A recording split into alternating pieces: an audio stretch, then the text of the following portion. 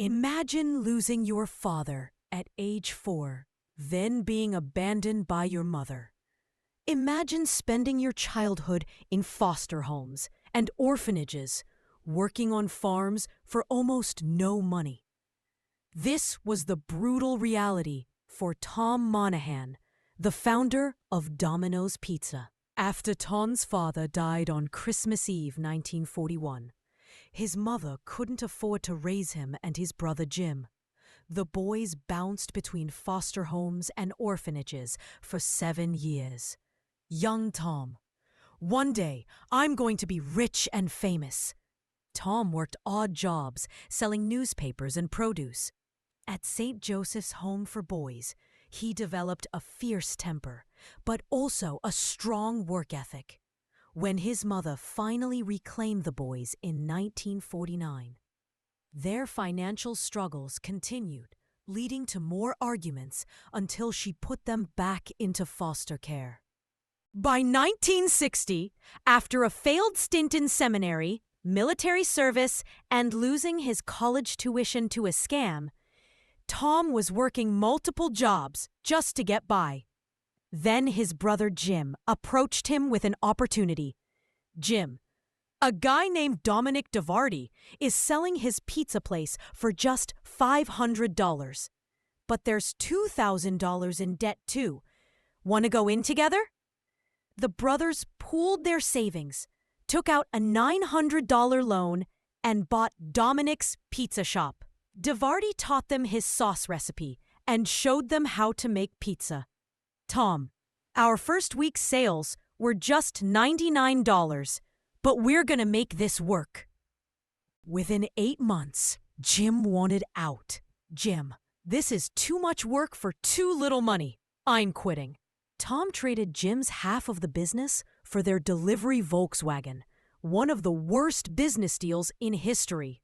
Tom committed fully to the pizza business, working 100-hour weeks, sleeping in the store, and eating only burnt pizzas.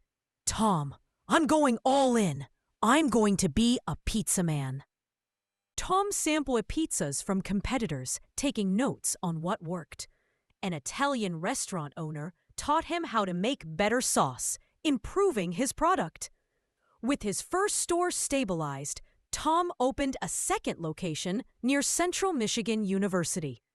When forced to limit his menu one night due to staff shortages, Tom discovered something crucial. The simpler menu led to higher profits. We don't need 5 sizes, just a 12-inch pizza. One size, fewer toppings. Simpler menu, faster service. Tom made another bold decision. Focus entirely on delivery, eliminating sit-down dining. He revolutionized pizza boxes by designing corrugated cardboard containers with ventilation holes to keep pizzas warm and fresh during delivery. By 1967, Tom began franchising Domino's, targeting college campuses and military bases.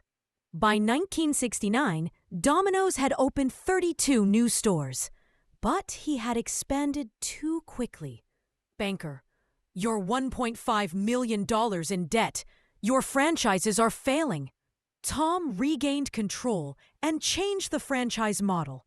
No upfront fee, but franchisees had to successfully manage a Domino's store for a year first. He created a central hub where ingredients were prepared, ensuring consistency and reducing costs. Tom, smaller stores, centralized prep, consistency across all locations.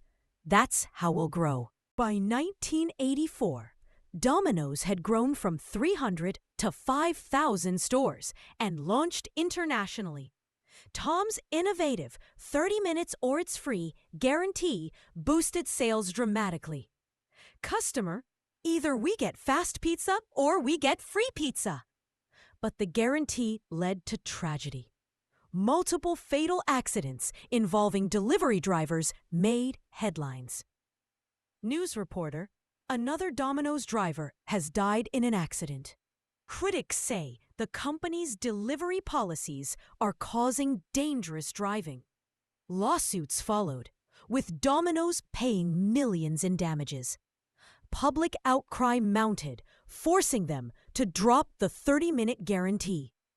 In 1989, Tom used Domino's Foundation to donate $110,000 to anti-abortion causes, triggering nationwide boycotts. Tom, I didn't want to make a target out of the company because of positions I wanted to take. In 1998, Tom sold Domino's to Bain Capital for $1.1 billion. By 2008, Domino's quality had plummeted, with customers comparing their crust to cardboard. The stock fell to $3 per share. New CEO Patrick Doyle faced the crisis head-on. Patrick, we need to completely reinvent our pizza and be honest with our customers. Domino's launched a revolutionary ad campaign admitting their pizza was terrible, then unveiled a completely reformulated recipe. They invested heavily in technology, becoming pioneers in online ordering and delivery tracking. Patrick, we're not just a pizza company. We're a tech company that happens to sell pizza. Your strategy worked brilliantly. Domino's stock soared nearly 4,000%, making it one of the best-performing stocks of the decade. In 2019, after 60 years in business, Domino's finally claimed the title of world's largest pizza chain. From orphanages to pizza empire, Tom Monaghan's story embodies both tragedy and triumph. Through relentless innovation, fierce determination, and the willingness to reinvent itself, Domino's transformed from a single struggling store into a global powerhouse, proving that sometimes the most extraordinary success stories begin with the most difficult circumstances.